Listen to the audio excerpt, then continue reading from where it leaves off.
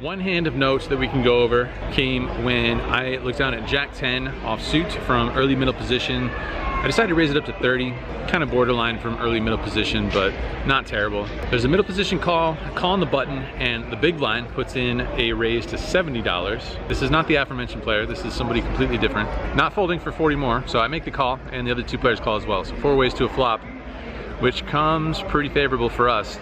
King, Queen, 9, rainbow. Flop the absolute joint. The big blind unfortunately does not put in a C bet. I'm gonna put a bet in here and try and build a pot a little bit. I bet $110, trying to induce somebody with a call or a raise or whatever, but don't need to bet too big since the board is pretty locked down at the moment. The player on my left, player in middle position, he does put in a raise. He makes it $350 to go. The other two players fold and it's back to me. I'm happy to just call here. Don't want to announce my hand too much, so I make the call. Turn is the 10 of diamonds, so brings it back to a flush draw and 4 to a straight. I check it, and the player in middle position bets all of his chips. It's not a lot of money, it's a $500 bet. Obviously calling here, he gives it a head shake and a sigh, and that seems to be pretty good news. Unfortunately, there's some bad news on the river, which comes an offsuit jack. So now, there's a king high straight on board. We pretty much get counterfeited here. We can only chop. I roll my hand over, and my opponent rolls over 5 deuce offsuit. No jokes, no joke here. If I was gonna make up a hand, it wouldn't be this ridiculous. Yeah, 5 deuce offsuit. And in case you're curious about the math in this hand, let's take a look real quick. And as you can see, obviously, on the flop, he was drawing dead to win, and he had a less than 1% chance to tie. So this is what less than 1% looks and feels like. Doesn't get any more absurd than this one. Less than 1% to tie, not to win, to tie.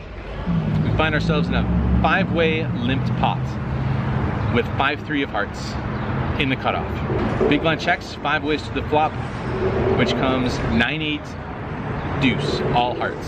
So we flop a baby flush here, and the action checks to me. I bet $40, and the button, who I've mentioned before, has been playing many hands, not folding very often, puts in a raise, makes it $200. It folds back to me, and I think with a 5 high flush, I think I'm just happy to call here. If I had a little bit stronger of a flush, maybe a 10 high flush or better, I might be more inclined to raise versus this player in particular. But 5 high flush, just decide on a call.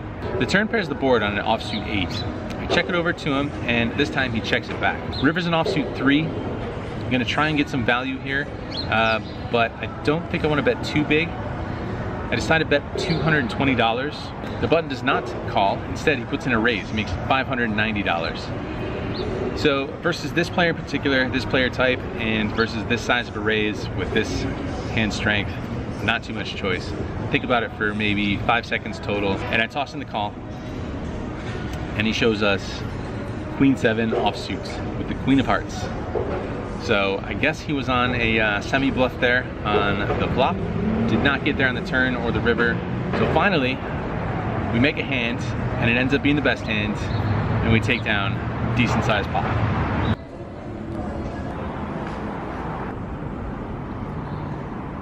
All right, had to switch benches because they're watering the plants over there and making all sorts of racket.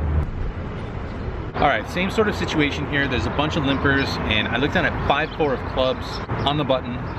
Happy to limp along with this sort of a hand in this sort of a game. And we see a 5-way flop this time. The flop does not come too much more favorable than this flop. 6, 7, 8, all clubs. Flop a straight flush.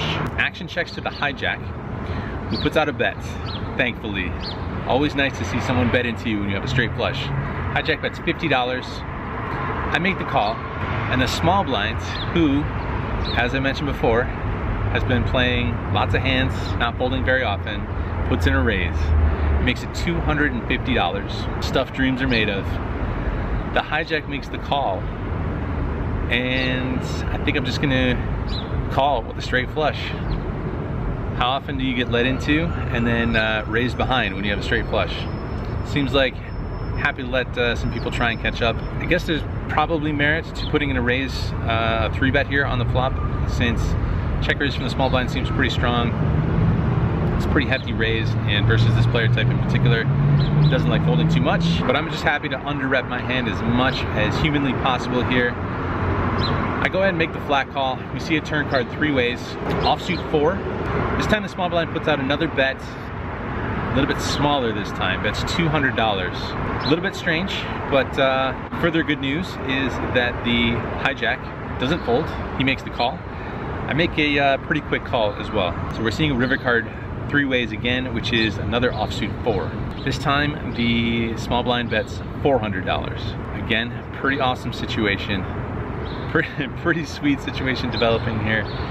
The hijack again does not fold, tosses in the call, and now there's not too much choice because I only have about $950 I think total, maybe not even, somewhere around 900. Not too much choice here. All this money is being raised into the pot. Small blind kind of hems and haws a little bit, doesn't seem too happy with the situation, but then he makes the call. Hijack is a pretty good player. He deduces that his hand is no longer any good here. He folds. He later says that he folded the king high flush with the straight flush redraw, so he was not drawing dead. I show my hand and the small blind mucks his hand. Later claims that he had 2 pair, which I don't think is too far out of the realm of possibility considering some of the action that I've seen thus far.